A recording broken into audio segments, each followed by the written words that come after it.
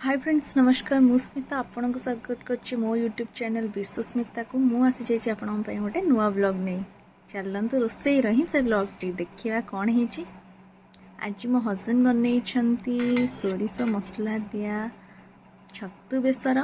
चलंतु देखिबा छत्तू बेसर टी केमिति लागुछि एटा गोटे नुआ प्रणाली रे मो हस्बैंड आज बनै छंती। चलंतु देखिबा एठे आमे किछि सुखिला लंका जीरा सोरिस को किसी समय पानी रे भिजाई रखीचु। एठी मध्य छत्तू को छड़ाई ताको हलदी पानी रे गोलैकी रखीचु। चलंतु मसला रेडी करदबा। मसला रे हमें पियाज रसुण अदा और किसी धनिया पत्र ऐड करछु। धनिया पत्र ऐड कले तार टेक्सचर और तार टेस्ट किसी अलग आसे। आपन थरे एमती बनै ट्राई करंतु। आ सेथिरे हमें भिजाई रखिथिबा किसी समय से सोरिस जीरा और सुखला लवंग सेथिरे दे देबा। नेक्स्ट आम ग्राइंड करदबा। चलते देखा केमती आप देखिपे ग्रीन ग्रीन देखा सोरिस मसलाटा भल भी हम आप ट्राई करूँ। ये मुझे गोटे कड़ाई नहीं किसी तेल दे देती तेल से आम जेहेतु छतु टे पानी बाहर तो आम फास्ट ताको तेल भल भाव भाजी नेबा।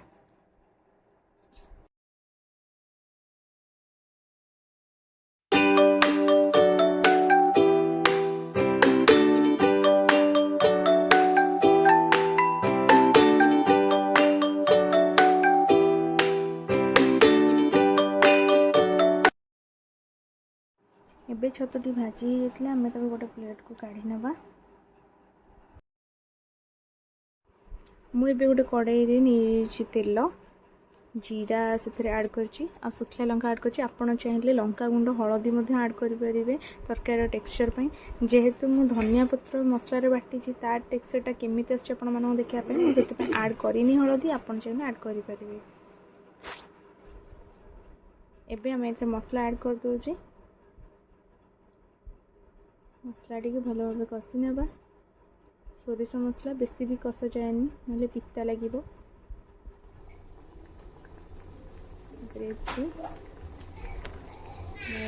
पानी दे दीजिए भी ऐड कर दीजिए।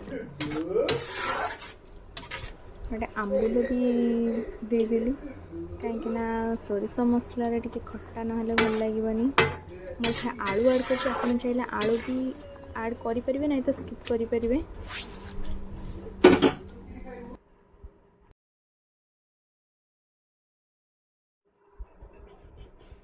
एबे देखिपे भल भाव सब हो गलानी। आलू भी भल भाव सीझीगलानी। आ टिके पानी मरीगले आम को सर्व करवा। मोर तो छतु बेसर रेडी हो जाइए। आपण मैंने भी थे ट्राई कर देखो तो कमेंट माध्यम जनवा को भूलें केमिति लगिला। आपन जदि मो चैनल नुआ अच्छा लाइक शेयर सब्सक्राइब करने जमा भी भूलें।